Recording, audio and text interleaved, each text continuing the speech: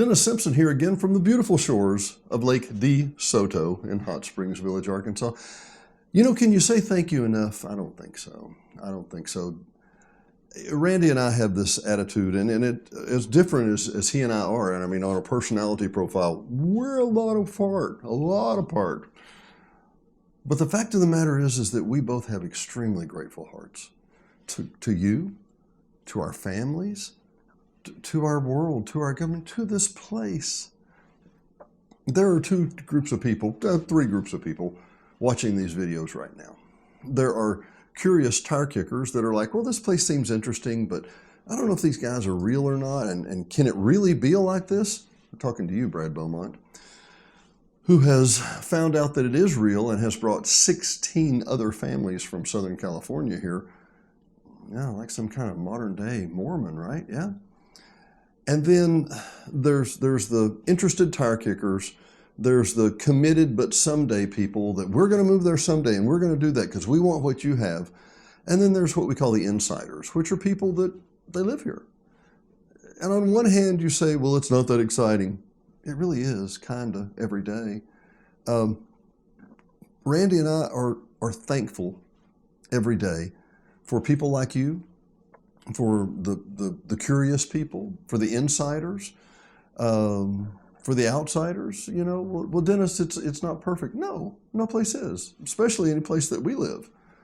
But we are grateful, and we know about our families, and we know about the people that love and care for us. And I'm going to tell you some particular things today that you need to hear for the holidays, okay? I didn't get to do this for Thanksgiving like I usually do, but shower the people you love with love. Shower the people you love with love. In the words of Mr. James Taylor, shower the people you love with love. Show them the way that you feel. Things are going to be much better if you always will. That's what I'd like to do to you, is shower the people you love with love. And he goes on in that song to say that the squeaky wheel always gets the grease. Maybe the squeaky wheel isn't the one that needs to be told they're loved. When you're with your family tomorrow at Christmas, or today, if you're watching this a little early, I cannot encourage you enough. I cannot say it strongly enough. Love the people you're with. Well, Dennis, I don't like them. They have a different political view. They don't see I didn't ask that. Shower the people you love with love. Be gracious to them when they're not gracious. Be loving. Be kind. Oh, there's such a great song. I do a karaoke version of this song. It's kind of silly, but I was walking in Memphis, and he ends up sang at the Hollywood, and I went down to see at the Hollywood and see if they could, and the lady asked me, "Am I a Christian?" And I said, "Ma'am, I am tonight." And what she's talking about is that at that moment, I'm being Christ-like. In my opinion, people, when you're showering people you love with love, when you're being gracious to people that aren't very gracious back to you, when you're loving people that are different than you, that is Christian. That is Christ-like. Please entertain that this week, would you? It's going to be better for you and for them. Look, you don't agree with everybody. I don't agree with everybody. But the people you do agree with and the people you do love, let them know it. It's not going to diminish you in any way. I personally find that these two things make my Christmas a whole lot better. I tell people that I love them and that I care about them, and I encourage them. This is dedicated to William Bill Hicks, my uncle. My uncle was a giant of a man in so many ways. He was a classic Southern gentleman, just a great human. He started working at meat packing companies around Chicago. He was in the Merchant Marine in World War II. He recently passed at 97 just last year. Just a classically great big guy. And every time you saw him, you were happy you saw him. You walked away smiling. "Hey, Dennis, how you doing, pal? How you doing, pal?" I was always pal. Everybody was pal. And I thought he had the most fascinating life I'd ever heard of in my life. Margaret, my aunt, had passed away some 20 years ago, and he lived single for the rest of those years and raced horses at Oaklawn, lived in Chattanooga, drove back and forth. At 94, he would drive back and forth into Chattanooga to Hot Springs like it was a day trip. Just didn't have any problem with it at all. Had a bag this big of medicines and pills and not drugs, vitamins, that he took supplements all the time, and was just in fantastic health, even until the very end. I tell you that story to tell you, be the person at Christmas, be the person at family gatherings that encourages everyone. Be the one that says, man, you look great. Have you lost weight? I hear your projects are going great. Every time I would see Uncle Bill, he'd say, man, I'm hearing great things about you, Dennis. Tell me about the village. Give me a tour. One of my highlights of the latter part of my life was about 10 years ago. He did come to the village, and I was able to give him a tour and show him some of the properties that Diane and I had. And he was so proud for me. I can't tell you how that conveyed. I could tell he was genuinely happy for me. It's not all about us. When you're at Christmas dinner, when you're spending time with family, make it clear to them that you like being with them.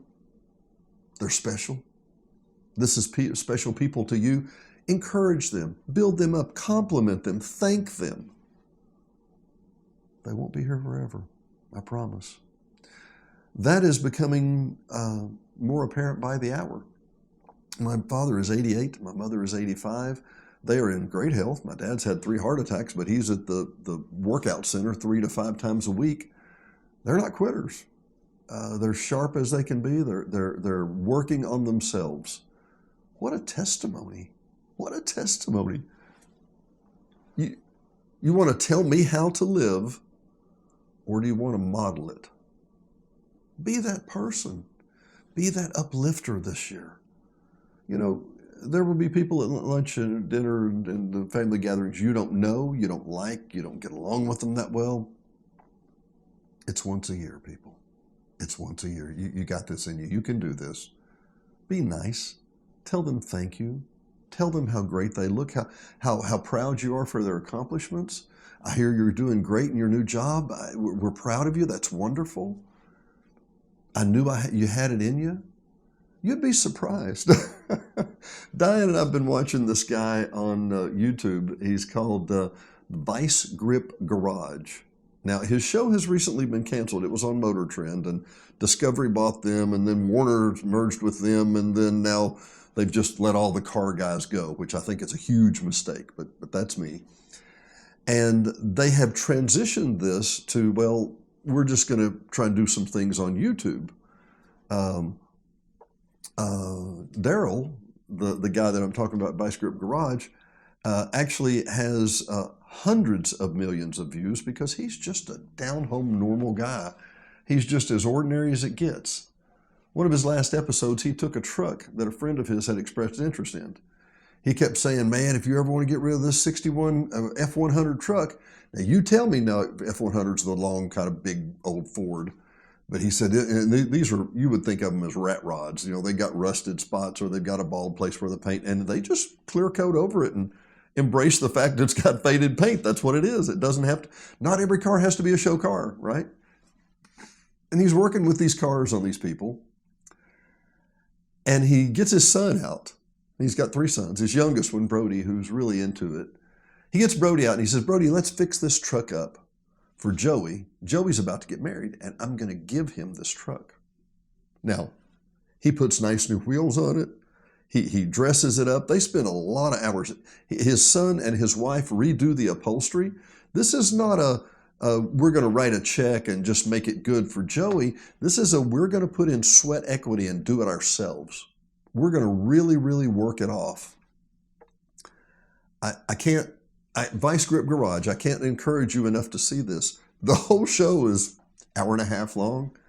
It's fascinating, fascinating. I love seeing how they fix the car. I love how he sees what's wrong with it. And he's not trying to make it a show place because it's a 50-year-old car or 60-year-old car. but he wants to give it to his friend because his friend has done so much for him, will never take payment. And in one of the lines, he says, I'm going to know that he takes it because I'm putting his name on the title, and I'm going to give it to him. His buddy shows up. It's a semi-emotional moment. They said, well, let's go up to the rust barn, as they call it, or the rust bucket up there. And they've got a field that has a lot of old cars in it. And when it gets up there, it has his name and his company name printed on the side of it in old antique hand lettering. It's pre-faded. They glossed the whole thing back over. The thing looks like a show truck of faded paint. It's beautiful. It's magnificent. His buddy, who's always real reserved, at one point backs up and says, I'm just going to cry. And backs up off stage, and they cut a little of that out. And then they show his buddy Jody getting in the truck and driving off. And he just can't believe that what he was hoping he could buy just a piece of, just don't let it go. I might be able to get something. I might be able to do something with it. That all the good equity and love that he had been putting in by helping his friend for free, by storing his cars, by traveling and picking up stuff and refusing payment. He had no idea that would evolve and resolve itself in a completely restored truck that's ready for him to drive off in.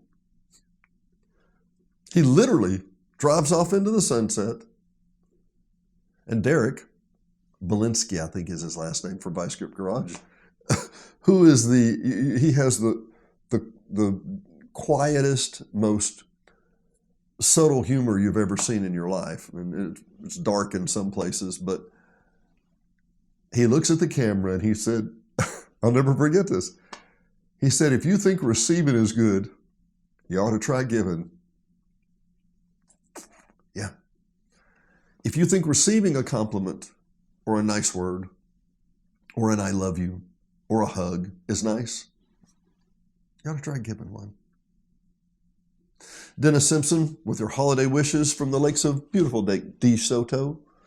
For myself, Randy Cantrell, Merry Christmas.